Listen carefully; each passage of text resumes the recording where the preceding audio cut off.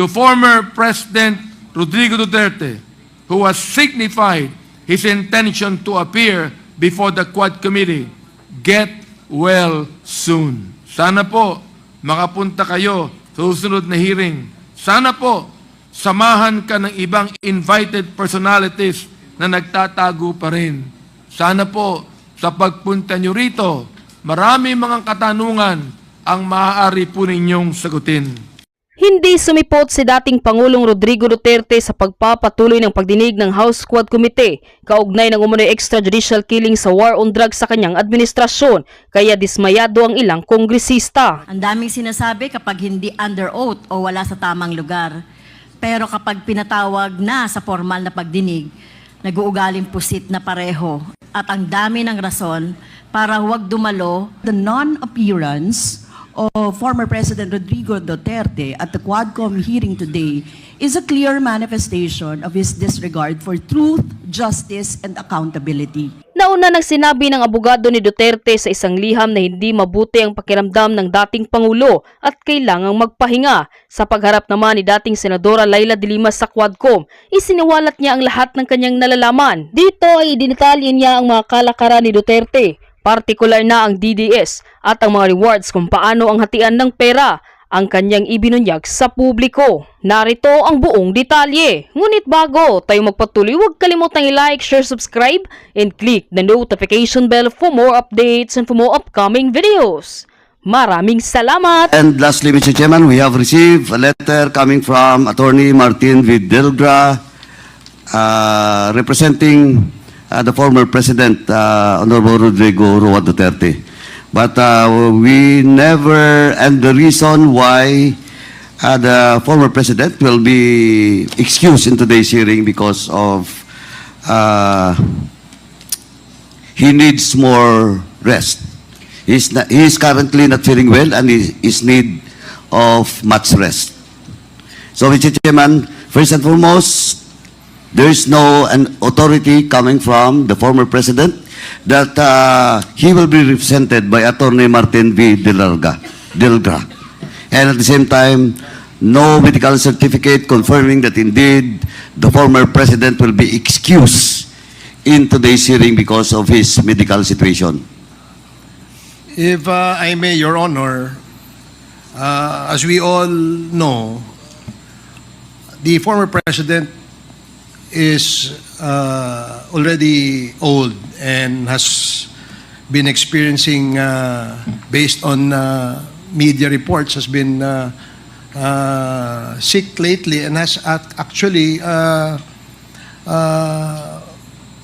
had his medical check-up, I believe. And I think in deference to the former president, I think we should afford him the courtesy that is due to him by not requiring him to submit to this committee a medical certificate. Let us give him that extension of our courtesy to him being the former president. And his intention to appear before this committee in the subsequent hearings that we will schedule. So, if I may, Your Honor, let us not pursue the submission of medical certificate from the former president. But Mr. Chairman, under our rules, no, malinaw po, tradition, all resource persons being invited in every hearing, especially in inquiry in the legislation, we need for him to explain. And the issue here, Mr. Chairman, of course, Attorney Martin Delgra sent us a letter representing the president, former president, but without an authority coming from the former president. Perhaps that and, was just... Mr. Chairman, we have our internal rules. I know, Your Honor. And well, in but, fact, during these the are previous just- hearings, well, in fact, during the hearing on public, on dangerous drugs, twice we excused Attorney Fortun, representing supposedly Michael Young, without any authority from Michael Young. And well, in fact, he presented us authority coming from his office to the corporation being listed. Your Honor, To Michael Yang. if I may, we're not, this representation is not asking for the former president not to be excused in not following strictly the rules of the House. What I am asking for, Your Honor, is the request that we should not ask or demand a medical certification coming from the former president, because we all know that he has reached an age of a fragile age. Therefore, maybe we can grant that exception to the former president. Mr. Chairman, Your point of Honor. information. Point of information. May I be allowed? Kasi, With the indulgence of yes, with the Congressman indulgence of- Paduano, what is the point of information? because I haven't read yet, no. I wanted to be clarified on something about the letter that was sent to us by the former president. Was it included in the letter that he is sick right now, or he need more rest in order to be a part of this? No, I believe, Your Honor, that the lawyer clearly stated in that letter that he needs rest. And the Chairman Paduano is asking for If a the chair medical certificate. will allow me to read in toto, no, part of that letter. He is currently not feeling well and is in need of much rest.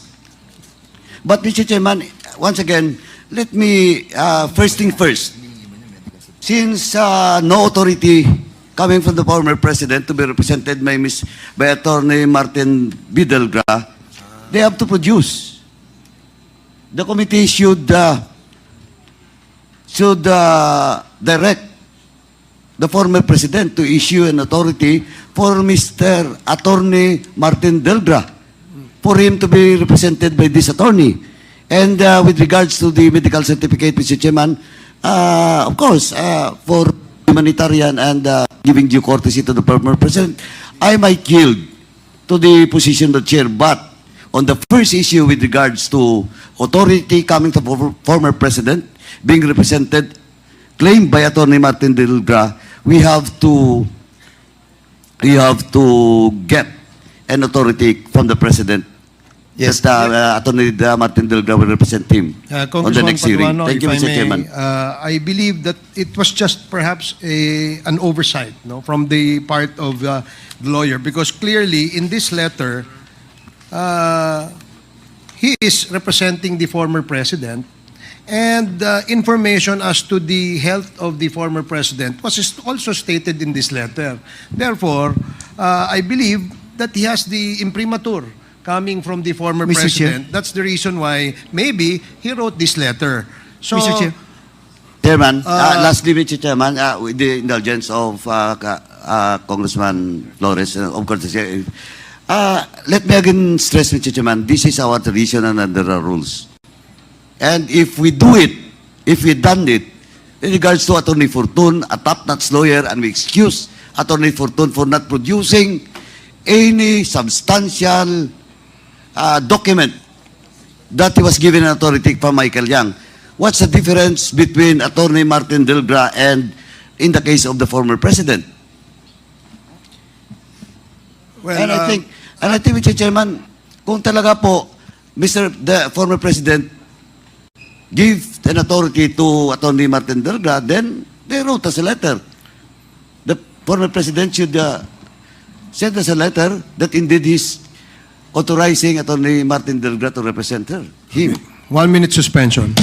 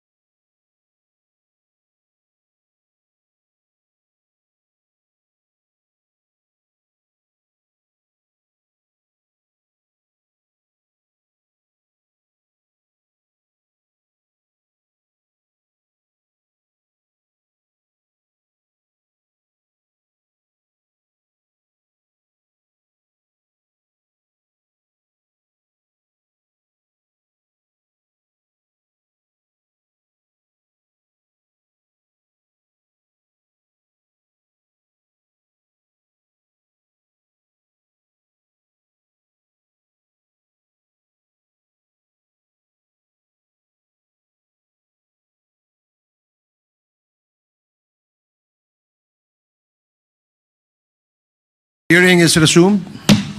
Mr. Chairman, With the indulgence of Congressman Dan Fernandez, the parliamentary status was the chair had to suspend the hearing for 1 minute in order to resolve the issue of being raised by Congressman Paduano with regards to the letter that the committee received stating, among others, the reason why the former president will not be able to attend the committee hearing today. And Congressman Paduano insisted that we have to stick with the rules Yes. of the House. And the chair immediately suspended in order that I can confer with Congressman Paduano so that we can accommodate the request as stated in the letter of the lawyer of former president that he be excused for today's committee hearing. So in this regard, may we ask Congressman Paduano what is the position of the chair of the Committee on Public Accounts?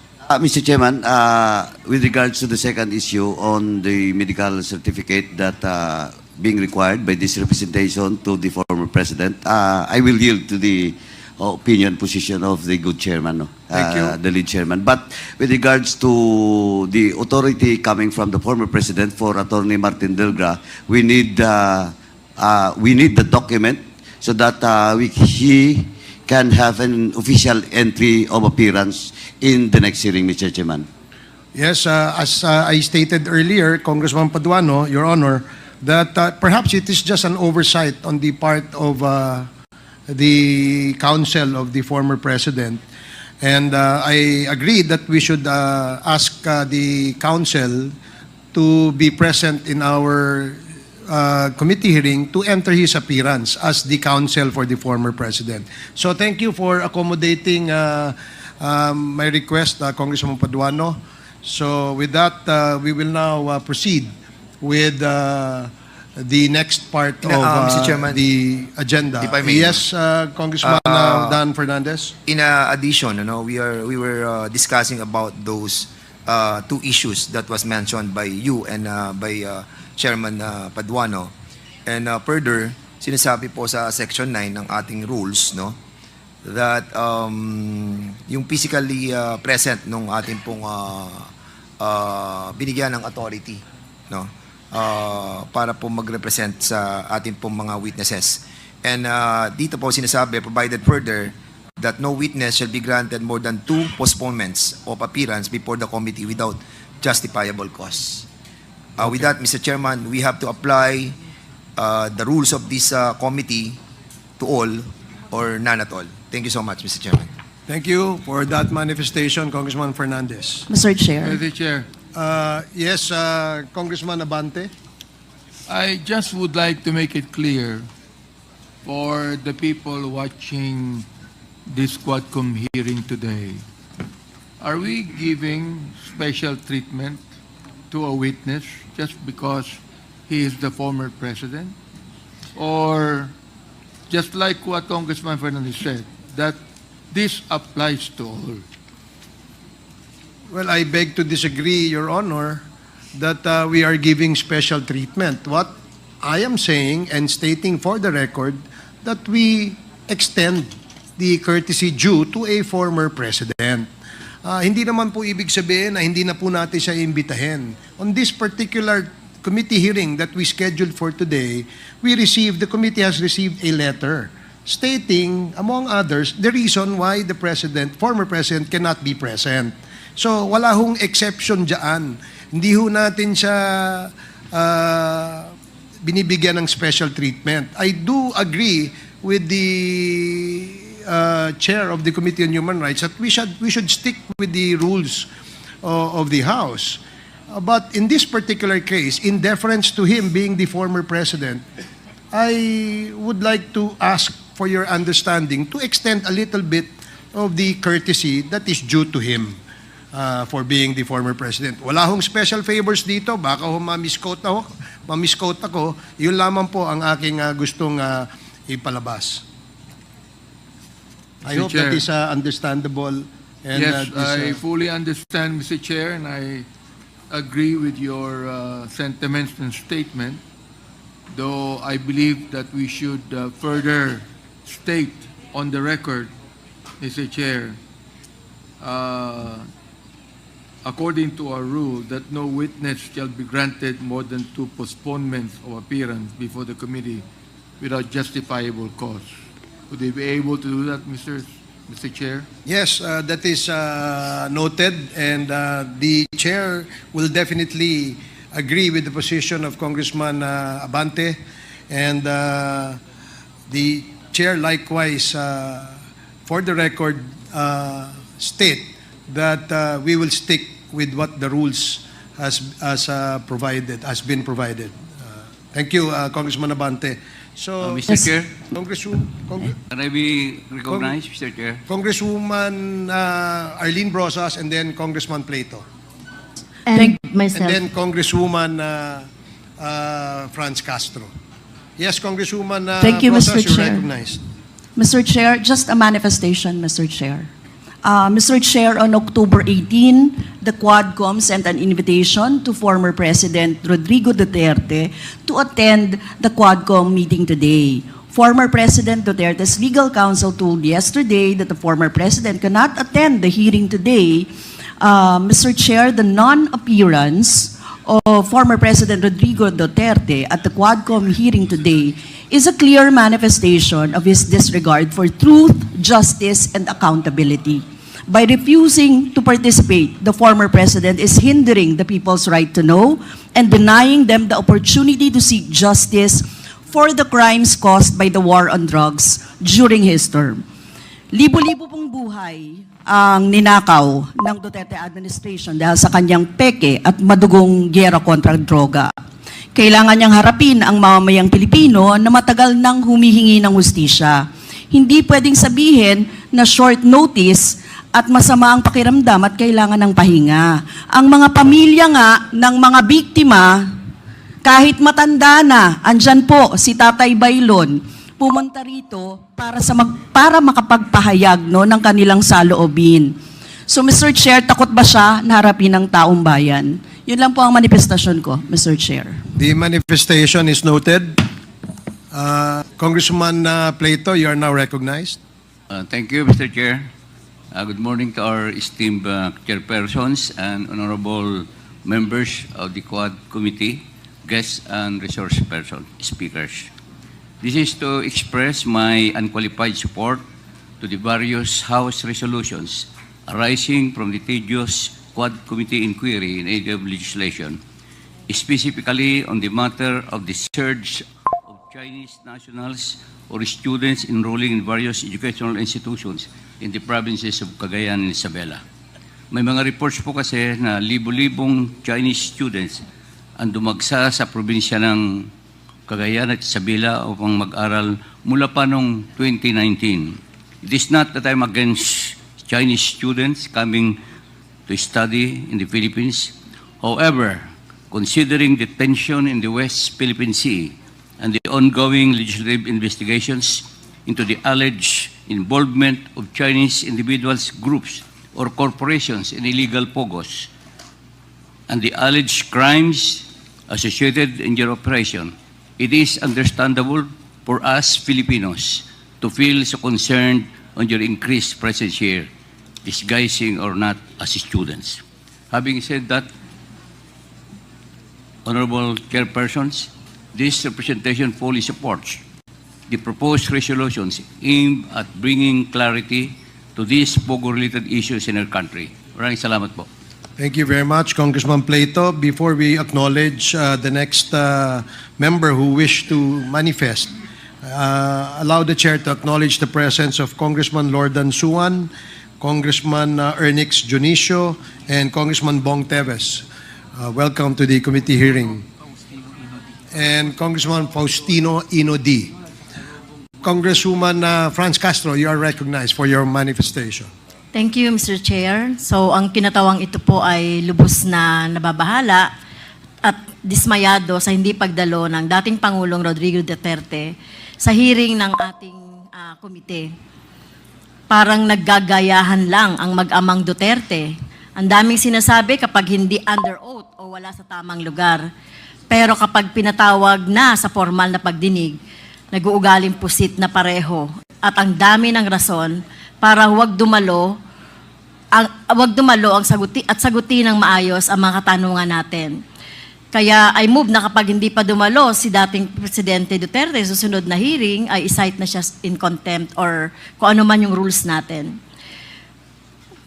Kundi ay ito po ay isang malaking insulto sa mga pamilya. Nandyan po yung pamilya ng mga biktima ng madugong war on drugs na nandito po sa atin. Sa kanyang pagtanggi ay nagpapakita lamang ng kawalan ng respeto sa proseso ng investigasyon at sa pagharap sa katotohanan. Mr. Chair, ang mga aligasyon laban sa kanya ay napakaseryoso. Mula sa mga pagpatay sa mga sibilyan, sospek at may hirap, maging sa mga Chinese drug convicts hanggang sa pagkamatay ni Mayor Rolando Espinosa. Hindi ito mga bagay na dapat ipagwalang bahala o iwasan. Kung totoong walang itinatago si dating Pangulong Duterte, bakit hindi niya harapin ang mga tanong natin dito sa committee? Bakit kailangan pang magtago sa likod ng mga dahilan tulad ng health issues at short notice? Mr. Chair, hinihiling ko sa committee na gawin ang lahat ng hakbang upang matiyak ang pagdalo ni dating Pangulong Duterte sa susunod na hearing kung patuloy siyang magtatago at dapat nating isaalang-alang ang paggamit ng ating kapangyarihan para i-cite siya in contempt. Ang bayan ay nangangailangan ng katotohanan at hustisya, hindi tayo dapat magpatinag sa mga taktika ng pag-iwas at pagtatago. Maraming salamat, Mr. Chair. Thank you, Congresswoman Caso. The Mr. last Chair. to deliver his manifestation is Congressman Keith Flores, with the indulgence of Congressman Abante. You are now recognized. Thank you, Mr. Chair. Mr. Chair, I only want to confirm that I personally know Attorney Delgra, and I called him up during the break, Mr. Chair. He confirmed that he is acting for and in behalf of the President when he wrote that letter, Mr. Chair. He even sent a text message to confirm that. But I also understand that our rules require his physical presence. So I submit to the ruling of our chairpersons. Question lang, Mr. Chair. Okay, thank Mr. you, Chair. Congressman Keith Flores. Now, Congressman Abante, before Congressman Manuel. You are recognized, Congressman Abante. Since Congresswoman Arlene and Franz Castro mentioned the victims, no? Yung mga kamag-anak po ng victims, can we recognize them? Can we ask all of them to stand up, please, to recognize ang mga kamag-anak po ng mga biktima? Pwede po bang tumayo ang mga kamag-anak po ng biktima?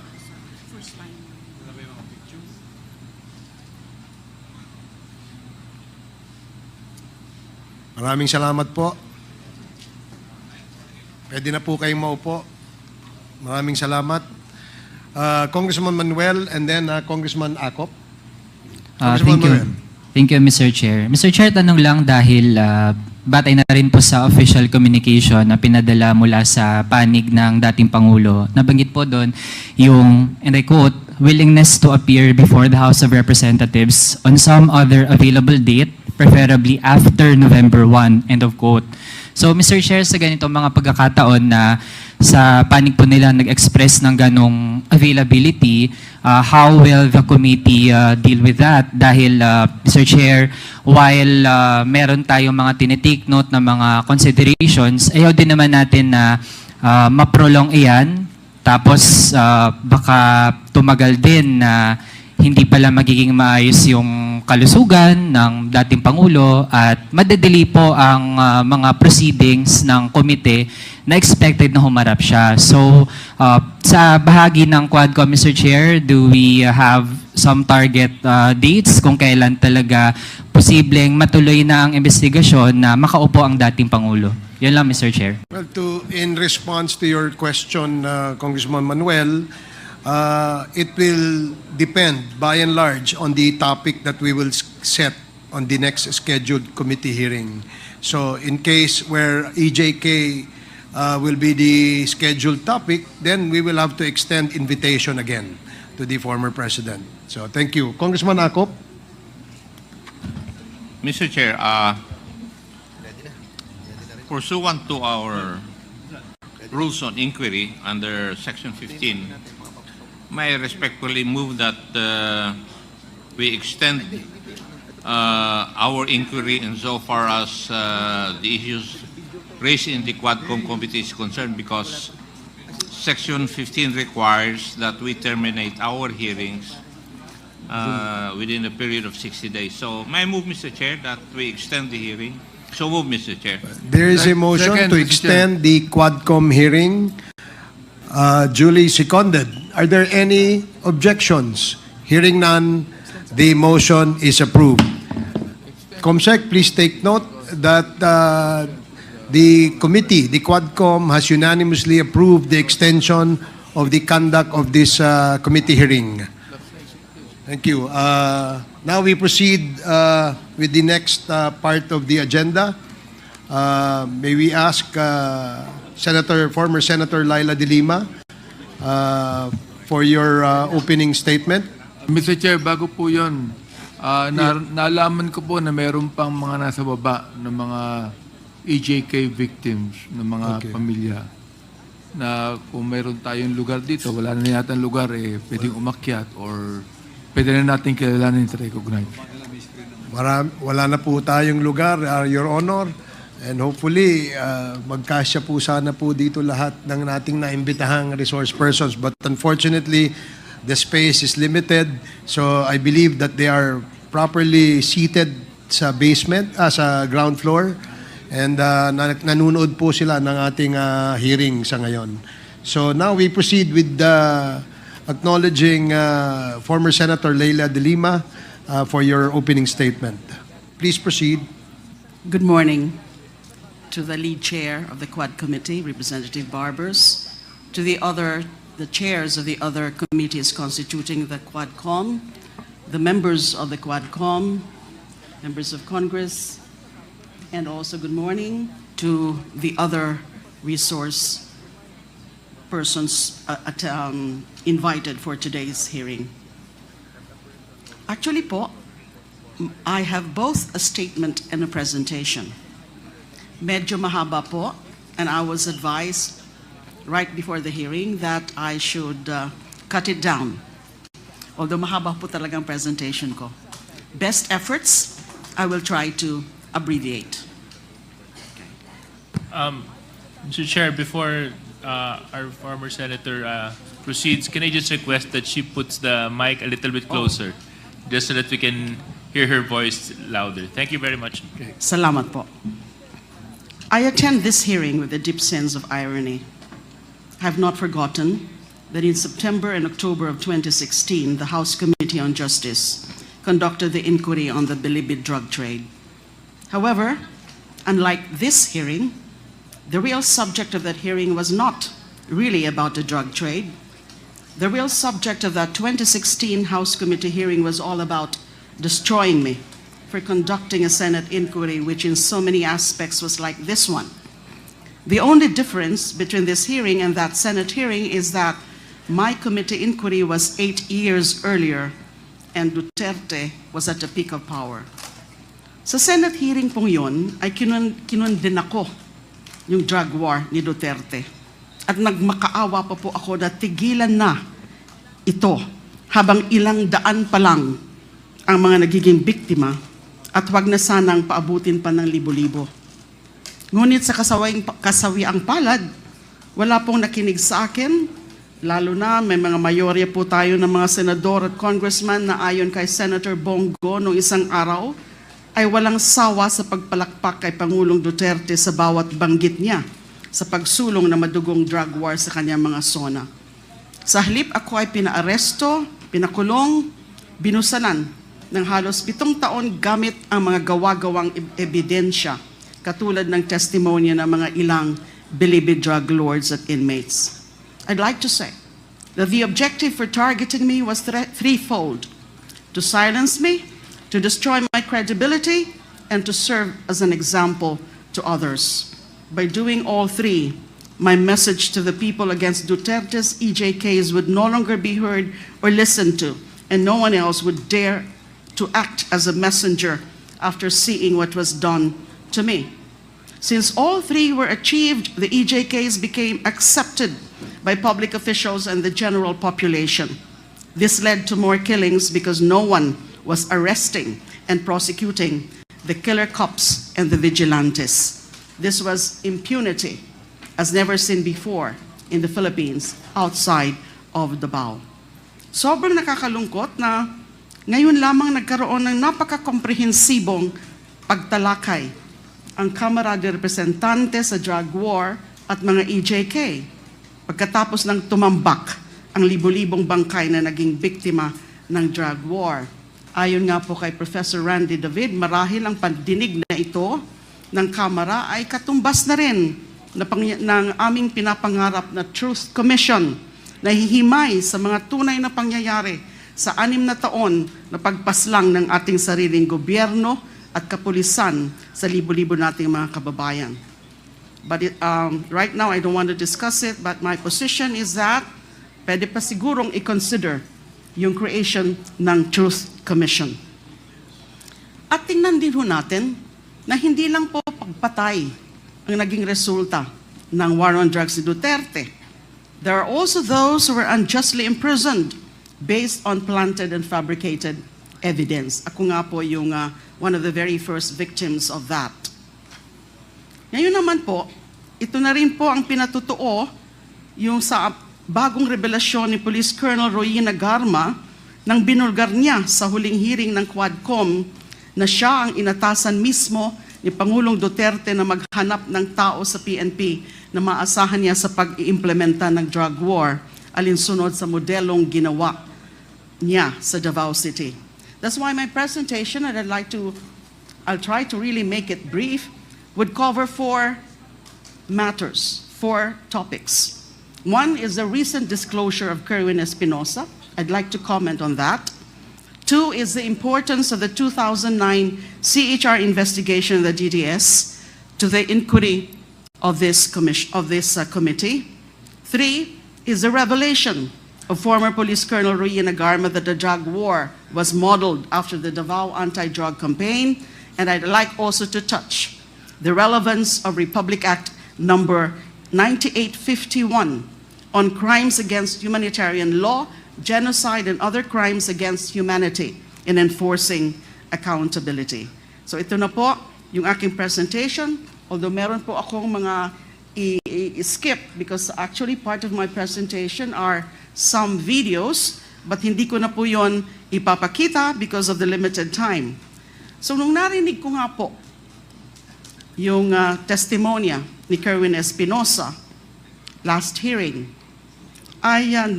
it was Senator Bato de la Rosa who ordered him to lie under oath before the Senate in November 2016.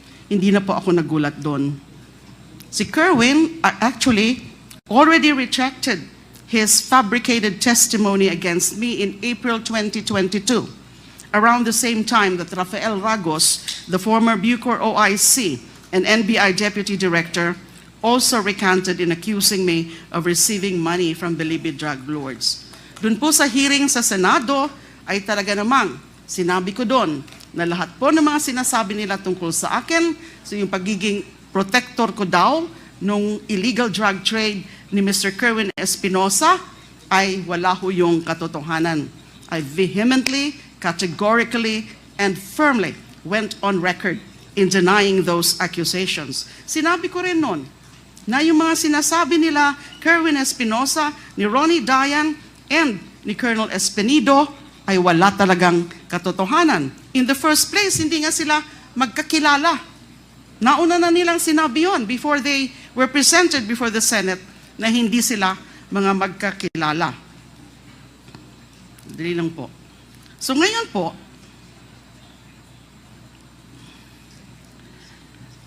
nandito si Colonel Espinido. I saw him earlier. If the Quad Committee would be so kind as to indulge me, gusto ko sana makiusap kay Colonel Espinido. Sabihin niya na yung katotohanan.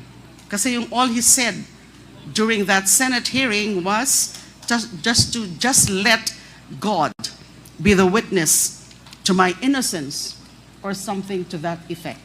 Sana po ngayon, Colonel Espinido, sabihin niyo na rin po ang katotohanan. Kung pwede sabihin nyo na rin o i-corroborate nyo yung sinabi ni Kerwin na si then PNP Chief De La Rosa, and now Senator De La Rosa, ang involved or responsible for ordering the three of you to fabricate accusations against me. Now, sinabi ko rin po kanina na I'd like to discuss the relevance of the CHR investigation and the Quadcom inquiry. Maybe at this point, I cannot yet do that. Sasabihin ko lang po na mahalaga yung naging CHR investigation namin in 2009 into the DDS killings. Kasi pwede itong maging reference point in terms of painting a picture of the organization, the Davao death squad, the operation, and the implementation of the Duterte drug war from the barangay to the national level. Kasi sinabi na nga ho ni Colonel Garma, yung kanyang mga revelasyon na the extrajudicial killings, yung mga operations under Duterte's drug war beginning in 2016 was just patterned after the Davao model. And the Davao model can only refer or can only mean the DDS model or the Davao death squad. Skip muna po natin yan. Doon naman sa affidavit po ni Colonel Garma, presented and expounded upon the last hearing, I'd like to share some information we got and some findings on the Davao model of payment and rewards mentioned by Colonel Garma. This information is limited to the facts uncovered during the 2009 CHR investigation on the Davao death squad. Next slide, please. The history of the DDS can be divided into two. The period from 1988 to 1998 and the period from 2001 to 2016. So may break po. The break in these two periods coincides with then Mayor Rodrigo Duterte's hiatus as mayor of Davao City when he was elected congressman instead of mayor in 1998 due to the three-term limit. So for brevity, I'll refer to the former mayor as MRRD.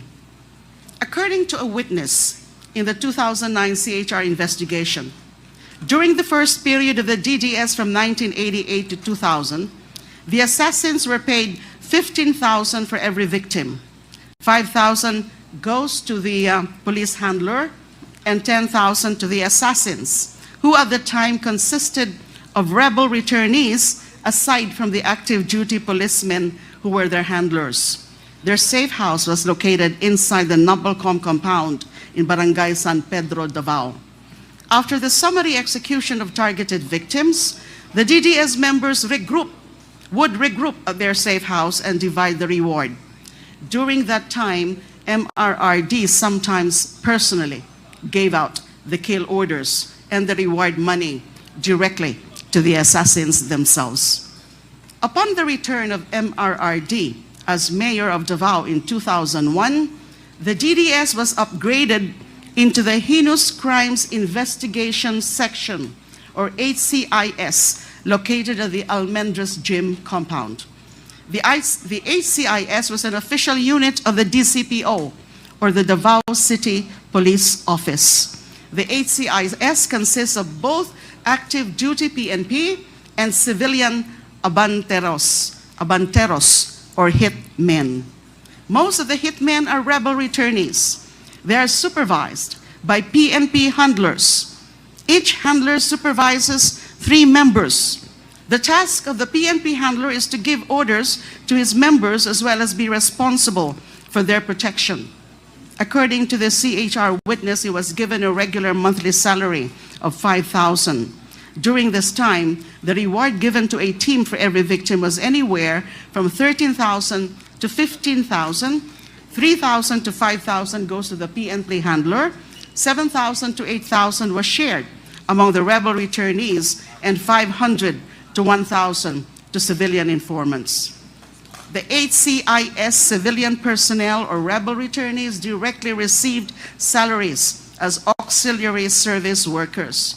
The funds for their salaries came from the office of the mayor. Functions have also been specialized, with members being designated to do either office support or field work. A team of 1 PNP handler and 3 civilian abanteros was given an average of 3 targets every month. May I now go also to the revelation of Arturo Las Cañas. Yung mga naging findings po namin, although yung iba po doon, mga unofficial findings ng CHR investigation, were eventually confirmed by Edgar Matobato and Arturo Las Cañas when they went public at the Senate with their stories and executed affidavits in 2016 and 2017. Matobato executed an affidavit and was filed with the Ombudsman as a criminal complaint against Duterte and other DDS members. That criminal complaint is still pending sa Office of the Ombudsman. The most comprehensive account on the DDS from its founding in 1988 up to 2016 is the affidavit of Arturo Las Cañas, which was submitted to the ICC. This affidavit consists of 186 pages of gory details on the sociopathic behavior of Duterte as founder and leader of the DDS. Yung 186-page affidavit po yan, actually it was serialized in an investigative or feature story of Rappler in November 2021. Apparently, Rappler got hold of a copy of this affidavit and also the ICC's third agreement on limited use of information dated November 11, 2020. This instrument gave Las Cañas limited immunity as a witness in the ICC investigation on the Philippine War on Drugs. Noong 2024 naman po, Las Cañas reiterated the contents of his ICC affidavit in another serialized feature, this time published by Veria Files, entitled Conversations with Arturo Las Cañas. Ito naman po ang sinasabi ni Las Cañas, that during the period 1988 to 1998, so I'm just talking here about the organization, kasi napakadami po ng mga sinabi niya sa kanyang comprehensive affidavit. So I'm focusing on the organization of DDS dahil nga ito yung naging model ng drug war. According to Las Cañas' ICC affidavit, during the period 1988 to 1998, when the DDS was constituted as the Anti-Crime Task Force of MRRD, DDS members were paid anywhere from 10,000 to 20,000 for every victim. This was the reward for the ordinary victims. Pag mga matataas naman po, the so-called special project killings, they were rewarded anywhere from 100,000 to 1 million pesos, depending on the status of the target. Civilian hitmen called force multipliers were given 3,000 to 5,000 per victim as their share in this reward. The DDS logistics and finances came from the Peace and Order or Intel Fund of MRRD. This includes weekly gas allowance, monthly cash allowance, and Christmas cash gifts. Skip ko na muna po yung iba. Next slide, please. Las Cañas also confirmed the CHR findings on the organizational structure of the DDS under the HCIS, or Heinous Crimes Investigation Section, from 2001 to 2016. And this is as follows. MRRD, alias Superman, as the highest leader and mastermind of the DDS. SPO4 Sanson Benaventura as the logistics, finance, and death clearance feature or officer. SPO3 Arturo Las Cañas as overall team leader for operations and planning.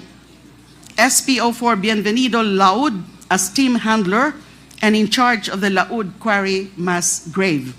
And SPO3 Jim Tan as team handler and in charge of the Mandug mass grave. Actually, mas intricate yung inattach ni Mr. Las Cañas sa kanyang ICC affidavit about the organizational structure of the DDS. What I just mentioned, I just simplified it to show who are really at the top of the DDS hierarchy.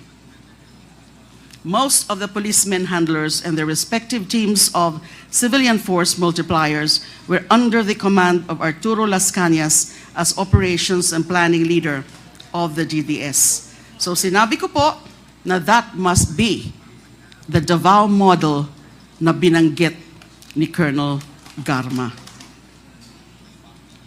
Finally, by way of just sharing my knowledge, last na po ito, kung pwede po sana. Tungkol na lang muna po sa the law, RA 9851. Kasi hindi po ito masyadong alam ng karamihan.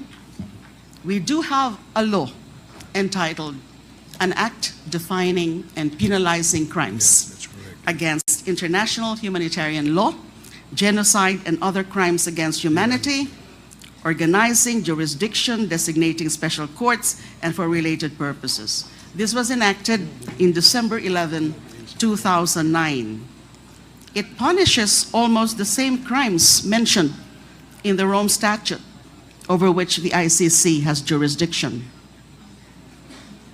RA 9851 was enacted almost 2 years before the Philippines finally joined the ICC on November 1, 2011, after the Senate ratified the Rome Statute in August 2011. The crime of EJ case carried out by state security forces and their agents in the implementation of the war on drugs fall under the general category of other crimes against humanity under Section 6, which consists of acts committed as part of a widespread or systematic attack directed against any civilian population with knowledge of the attack. These acts include willful killing, so murder, extermination, murder, multiple murder, torture, and enforced disappearance, among others. The penalty for the crime of systematic attack against any civilian population resulting in death is reclusion perpetua. It's a non-bailable crime. According to Section 8, a person who orders, solicits, or merely induces the systematic attack on the civilian population and which thereafter occurs or is attempted is liable as a principal. The same applies to anyone who contributes to the commission of the crime by a group of persons acting with a common purpose.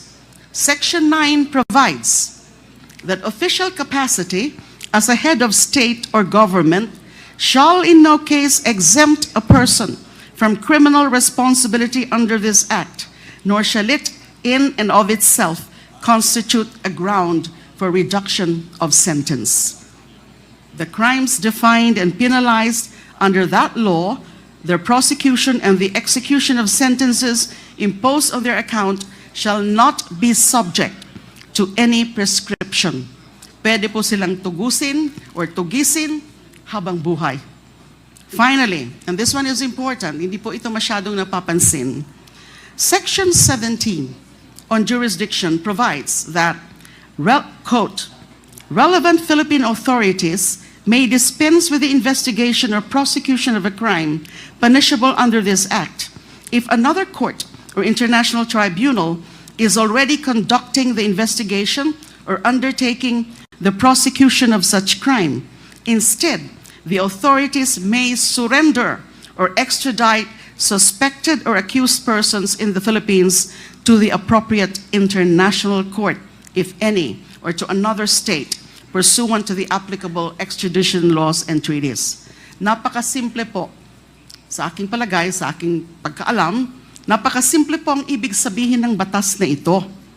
Hindi pa tayo miyembro ng ICC o ng Rome Statute, kinilala na natin ang kapangyarihan ng international bodies like the ICC na imbestigahan at litisin ang mga krimeng nasasaad sa RA 9851.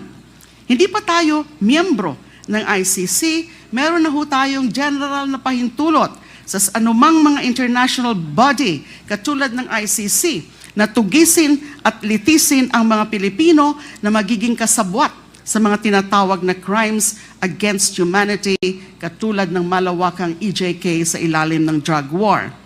Hindi pa tayo miyembro ng ICC na ilahad na natin sa batas na yan na kung sakali may international body na nag-iimbestiga ng crimes against humanity, maaari nating isurrender o i-extradite sa international body na katulad ng ICC sa The Hague, Netherlands, and mga sangkot sa mga ganitong klase ng krimen.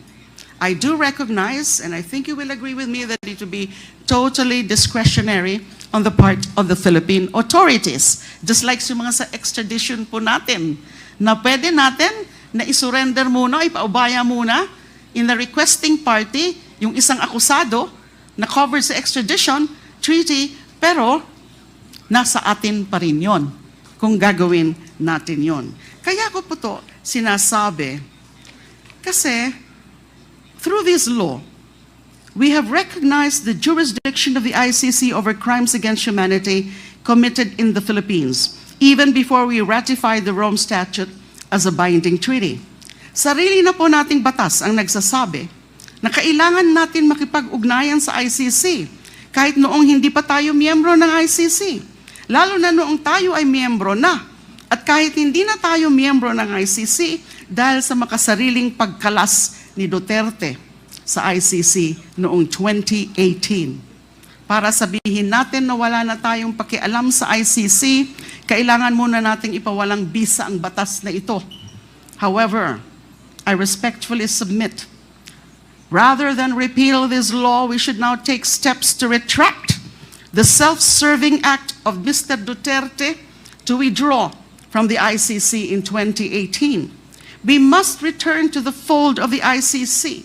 We must rejoin the community of nations who have recognized the need for an international body of nations who have recognized to go after the perpetrators of the most terrible crimes against humanity, the hostis humani generis, the enemies of humankind. Mga kaaway lamang ng sangkatauhan ang takot sa pagsasanib puwersa ng mga bansa upang matigil ng pagpatay ng walang habas sa ngalan ng Estado. But having said that, I still appreciate so much, many people appreciate so much the efforts of this Quad Committee that can very well be indeed the Truth Commission. Kaya lang tindang natin, yung napaka-komplikado talaga ng usapin ng war of drugs. Kadaming biktima na hindi naman natin pwedeng busisiin lahat for every individual acts of killing. Kundi, dapat anuhin natin, maganda nga yung nangyayari doon sa mga revelasyon ni Colonel Garma na ganyan yung ginamit nilang model. At tinuturo mismo si Mr. Duterte. So ano lang siya? Supplemental, ano lang siya, it's just